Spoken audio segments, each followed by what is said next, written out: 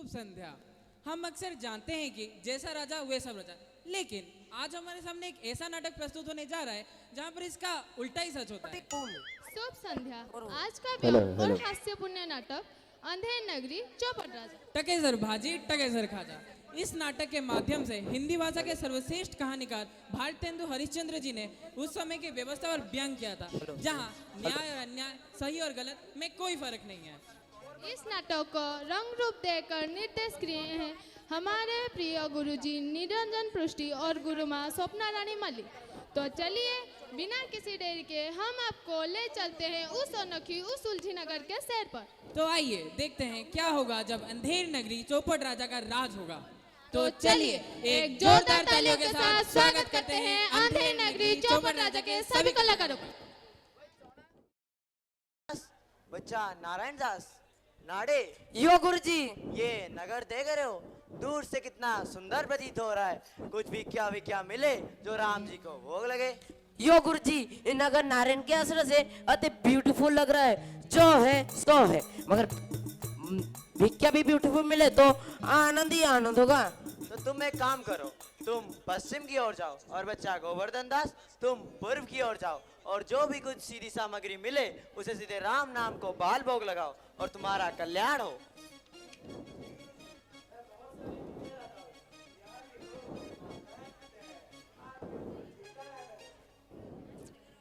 देख बच्चा, ज्यादा लोभ मत करना। एक बात याद रखना, लोभ पाप का मूल है, लोभ मिटा वर्तमान, लोभ कभी मत करना, यहाँ में नरक निधान। जय जय। जोर गरम बापू मैं लाया मजेदार चना जोर गरम। वो चने बनावे घासी राम जिनकी झोली में दुकान। चन्ना चुरमुर चुरमुर बोले बापू खाने को मुंह खोले। वो चना जोर गरम बापू मैं लाया मजेदार। अंधेर नगरी चौपट।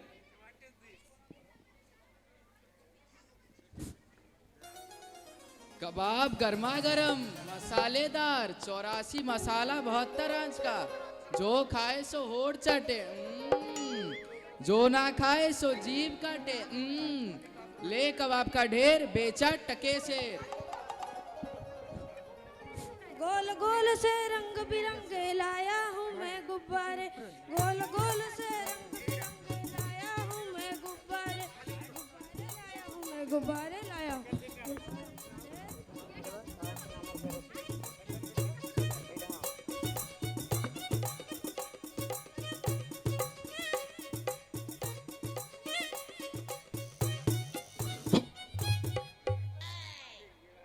चना जोर गरम, चना जोर गरम बापू मैं लाया मजेदार चना जोर गरम। वो चने बनावे घासी राम जिनकी झोली में दुकान। चन्ना चुरमुर चुरमुर बोले बापू खाने को मुंह खोले। वो चना जोर गरम बापू मैं लाया मजेदार चना जोर गरम। आलू प्याज पुदीना गोभी धनिया भिंडी सब टके से। राशन ले लो टके से। आटा दाल घी चीनी चावल सब टके से। टके से टके से। बाबा जी सब टके से। हाँ महाराज, क्या झूठ बोलूंगा।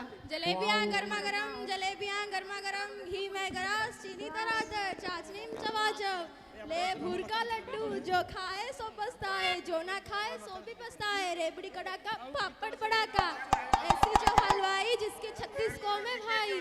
सब सामान ताजा, ले जल्दी खा जा, सब टके सेर खा जा। लड्डू मिठाई जलेबी सब टके सेर।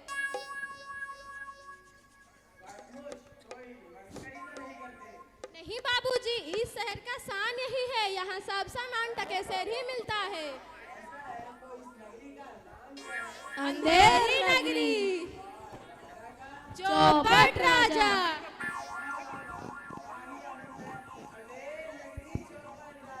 टकेसर भाजी टकेसर खाजा। तो बाबूजी कुछ लेना देना हो तो लो दो।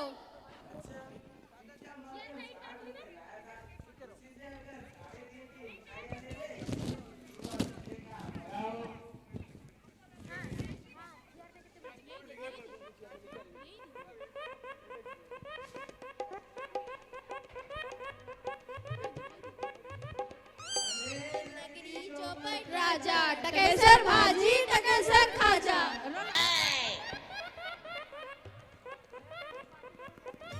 राम राम भजो राम भजो राम भजो राम राम भजो राम भजो राम भजो राम।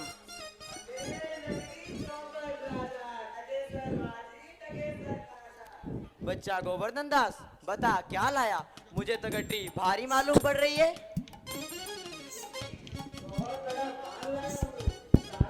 Hello hello. देखू बच्चा,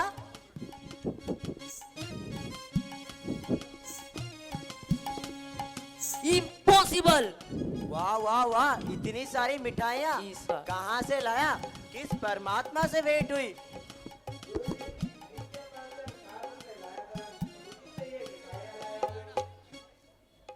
बच्चा नारायण दास ने तो मुझे कहा था कि यहाँ सब चीज टकेसर बिकता है, परंतु हमने उसकी बात का विश्वास नहीं किया।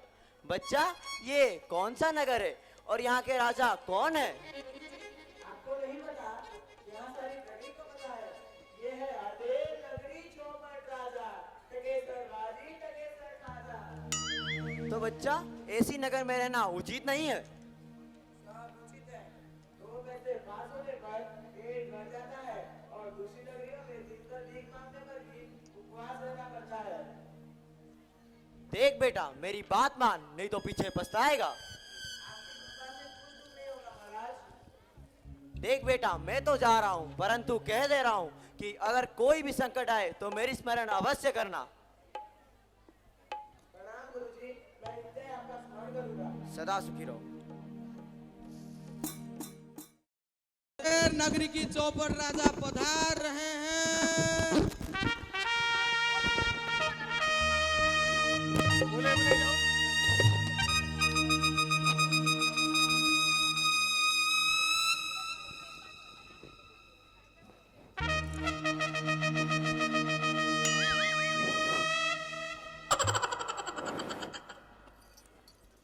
विजय महाराज, विजय महाराज। आहा आनंद और दो। दुहाई है महाराज, दुहाई है, मेरा न्याय हो। तुम्हारा न्याय यही होगा और ऐसे होगा जहाँ यम के यहाँ भी ना हुआ हो। बोलो क्या हुआ है। महाराज कल्लू बनिया की दीवार गिर पड़ी, मेरी बकरी उसके नीचे दब गई। दुहाई हो महाराज, मेरा न्याय हो। अच्छा मंत्री जाओ, जाके कल्लू बनिया की दीवार को ले आओ। अरे महाराज दीवार को नहीं ला जा सकती। तो मंत्री जाओ, जाके उसके भाई बहन लड़के दोस्त किसी को भी हो उठा के ले आओ। अरे महाराज दीवार ईंट और चूने की बनती है, उसका कोई हाईवे नहीं होता। अच्छा मंत्री तो जाओ, जाके कल्लू बनिया को ले आओ। कल्लू बनिया को लाया जाए। कल्लू बनिया हाजिर हो। महाराज की जय हो। क्यों रे बनिए, पुदीने के धनिए, इसकी चक्री कैसे मर गई बे। महाराज चक्री नहीं, बकरी। अरे हाँ वही तुम्हारी बकरी। महाराज मेरा कोई दोष नहीं, कारीगर ने दीवार ऐसी बनाई कि गिर पड़ी। अच्छा मंत्री इस लल्लू को निकालो और कारीगर को ले आओ। अरे इस लल्लू को ले जाओ, कारीगर को पकड़ लाओ। कारीगर हाजिर हो। महाराज मेरी जय हो। क्यों रे कारीगर, तूने दीवार ऐसी क्यों बनाई कि मकड़ी मर गई। महाराज मेरा कोई दोष नहीं। महाराज मेरा कोई दोष नहीं, उस चूने वाले ने ऐसा पौधा चूना बनाया कि दीवार गिर पड़ी। अच्छा तो मंत्री इस कारीगर को ले आओ। नहीं इस कारीगर को ले जाओ और चूने वाले को पकड़ लाओ। अरे सैनिक इस कारीगर को ले जाओ और चूने वाले को पकड़ लाओ। चूने वाला हाजिर हो। महाराज की जय हो। क्यों रे कबाड़ी चूने वाले, इसकी ककड़ी किसे मर गई बे। महाराज मेरा कोई दोष नहीं, उस भिस्तिया ने चूना पानी ढेर दिया, इसीलिए दीवार कमजोर रह गई। अच्छा मंत्री इस चूने वाले को भी ले जाओ और भिस्ती को पकड़ लाओ। अरे यार सैनिक इसे भी ले जाओ और भिस्ती को पकड़ लाओ।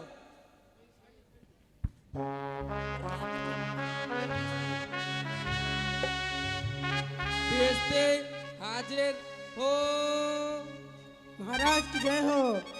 क्यों रे भिस्ती, गंगा जमुना एक कश्ती, तूने चूने में इतना पानी क्यों दिया जिससे दीवार कमजोर हो गई और कल्लू बना गया? महाराज गुलाम का कोई दोष नहीं, उस कसाई ने मशक इतना बड़ा बना दी कि उसमें ज्यादा पानी आ गया। मेरे को माफ करो महाराज, माफ करो। अच्छा मंत्री, इस भिस्ती को ले जाओ और कसाई को पकड़ लाओ।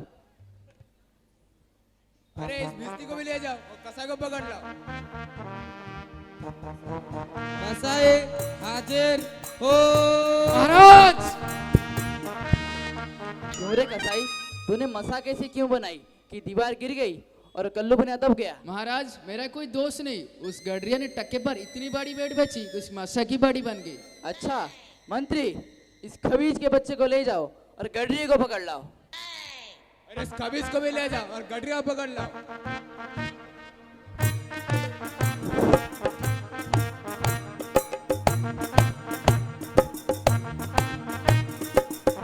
गडरिया हाजिर हो। महाराज की क्या हो? क्यों रे गडरिये, तूने टके पे इतनी बड़ी भेड़ क्यों बेची जिससे कल्लू बना दब गया? महाराज मेरा कुछ दोष नहीं, सामने से कोतवाल साहब का वाहन आ रहा था, उसमें मैं छोटे बड़े भेड़ों का ध्यान नहीं दे पाया। महाराज मुझे माफ कर दो। अच्छा मंत्री, इसे ले जाओ और कोतवाल को पकड़ लाओ। सैनिक इसे भी ले जाओ और कोतवाल को पकड़ लाओ। कोतवाल हाजिर हो। महाराज की जय हो। क्यों रे कोतवाल, तूने अपनी सवारी इतने धूमधाम से क्यों निकाली जिससे कल्लू बना दब गया? महाराज मेरा कोई कसूर नहीं, मैं तो इस शहर के इंतजाम के वास्ते गया था। अरे ये नहीं, तुमने मेरी सवारी इतने धूम से क्यों निकाली? हाँ बोलो, क्यों निकाली अपनी सवारी इतने धूमधाम से? महाराज वो मैं महाराज महाराज महाराज कुछ नहीं, मंत्री इसे भी फांसी पर चढ़ाया जाए। दरबार बर्खास्त। सैनिक इसे फांसी में चढ़ा दो। नहीं महाराज, अन्याय है महाराज। नहीं महाराज, कब न्याय है? वो अन्याय वाला नहीं है, तुम चलो।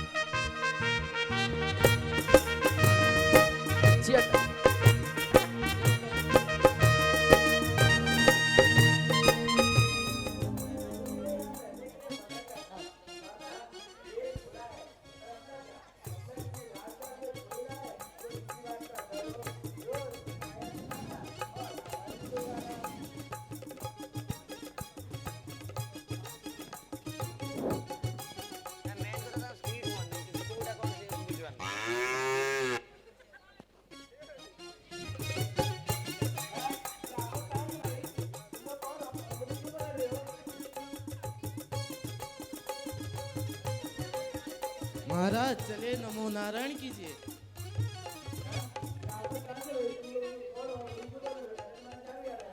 आपने बनाया है बिगाड़ा है, इससे क्या मतलब है? अब चलिए फांसी पर चलिए।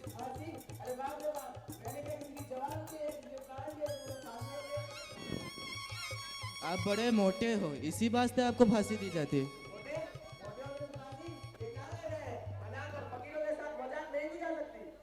बात यह है कि कल कोतवाल साहब को फांसी का हुक्म हुआ था। जब फांसी के लिए गए तब फांसी का फंडा बड़ा हुआ। इससे हमने महाराज से अर्ज किया कि किसी मोटे आदमी को पकड़कर फांसी दी जाए।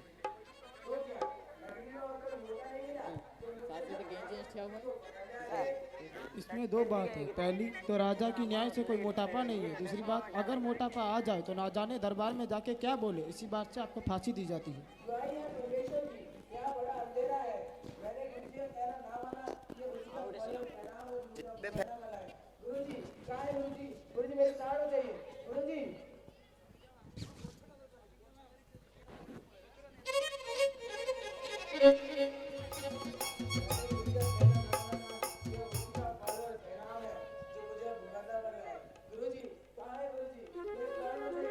अरे बच्चा गोवर्धन दास, तेरी ये क्या दशा हो गई? अरे मैंने पहले ही तो कहा था कि ऐसी नगर में रहना ठीक नहीं है, तूने मेरी कहना ही ना सुना। कोई ना, नारायण सब समर्थ हैं। ओए सुनो, मुझे मेरे शिष्य को एक उपदेश देना है, तुम जरा किनारे हो जाओ। अगर मेरी कहना ना सुने तो समझ लेना कुछ अच्छा नहीं होगा। नहीं नहीं महाराज, हम लोग हट जाते हैं, आप लोग बेशक होकर बात कीजिए।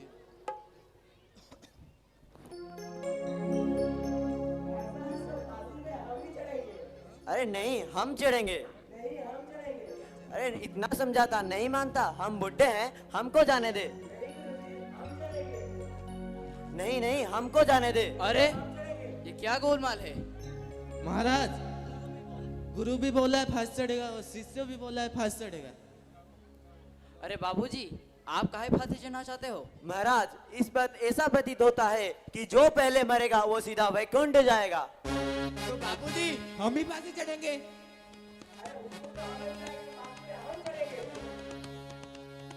अरे दीवार तो हमारी वजह से गिरी थी, फांसी पे तो हम चढ़ेंगे।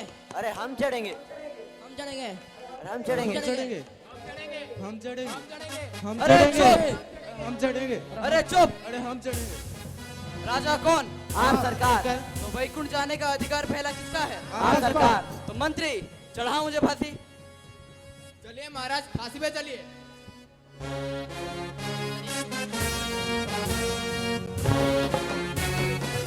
बच्चा नारायण दास, बच्चा गोवर्धन दास, इसमें से तुम्हें कुछ सीख मिली? मैंने तो पहले ही कहा था कि ऐसी लोभ मत करना और ऐसी नगर में ना रहने के लिए।